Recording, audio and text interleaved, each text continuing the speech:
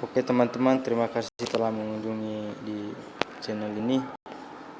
Pada kali ini saya akan membahas tentang jurnal pengembangan perkebunan kopi berbasis inovasi di lahan kering Masam, atau Coffee Plantation Development Based on Innovation in Acid Dry Lands Area.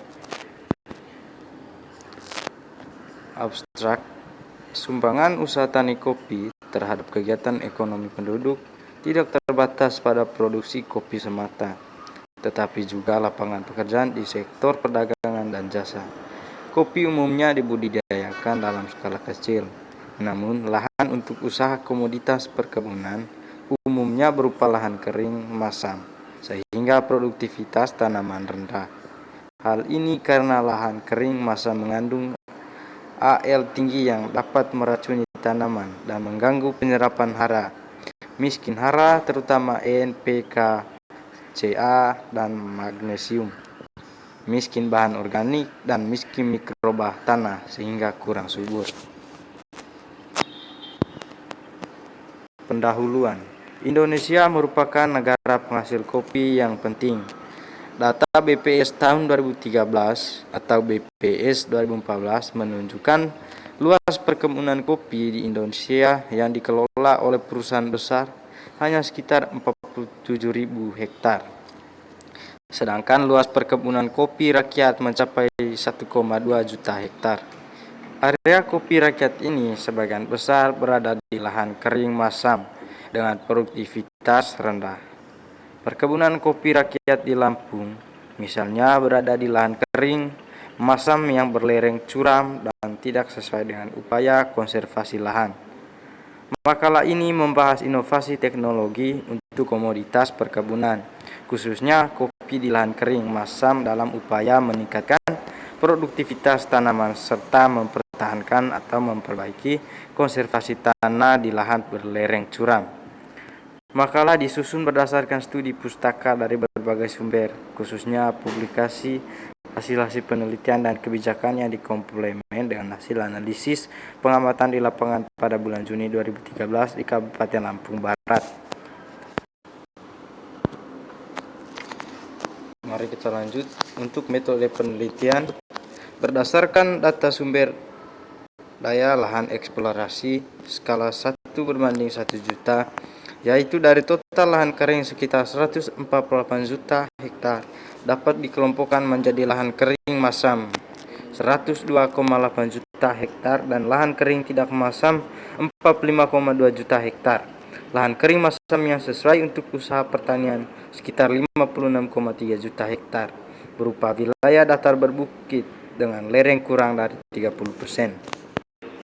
Pusat Penelitian dan Pengembangan Tanah dan Agroklimat Puslitbang Tanak 2000 telah melakukan pemilahan lahan kering berdasarkan kemasan tanahnya yang didasarkan pada Atlas Sumber Daya Tanah Eksplorasi Indonesia skala 1:1 juta dan diperoleh penyebaran dan luas lahan kering Masam seluas 102,8 juta hektar.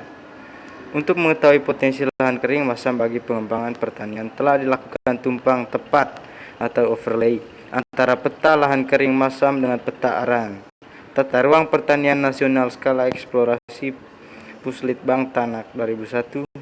Hingga saat ini kopi masih menjadi komoditas andalan ekspor hasil pertanian Indonesia selain kelapa sawit, karet, dan kakao. Kopi merupakan salah satu komoditas perkebunan yang diharapkan mampu meningkatkan nilai devisa ekspor Indonesia. Pembahasan hasil pengamatan di Kabupaten Lampung Barat pada Juni 2013 menunjukkan bahwa sekitar 80% tanaman kopi di kabupaten ini berada di daerah berlereng dan berbukit dengan kemiringan kurang dari 15%. Sebagai besar tanaman kopi telah mencapai umur kurang dari 25 tahun dengan tingkat produktivitas yang rendah. Padahal menurut Prastowo et al. Pada tahun 2010, potensi produktivitas kopi Robusta anjuran berkisar antara 800 sampai 2.800 kg biji kopi per hektar per tahun, bergantung pada klon dan lokasi penanaman Bahkan untuk klon SA 2203 bisa mencapai 3,7 hektar per tahun. Peningkatan produksi kopi masih terhambat oleh rendahnya mutu biji kopi akibat penanaman pasca panen yang tidak tepat, antara lain fermentasi, pencucian, sortasi, pengeringan, dan penyangrai. Spesifikasi alat atau mesin yang digunakan juga dapat mempengaruhi setiap tahapan pengolahan biji kopi. Kondisi ini akan mengaruhi pengembangan produksi akhir kopi.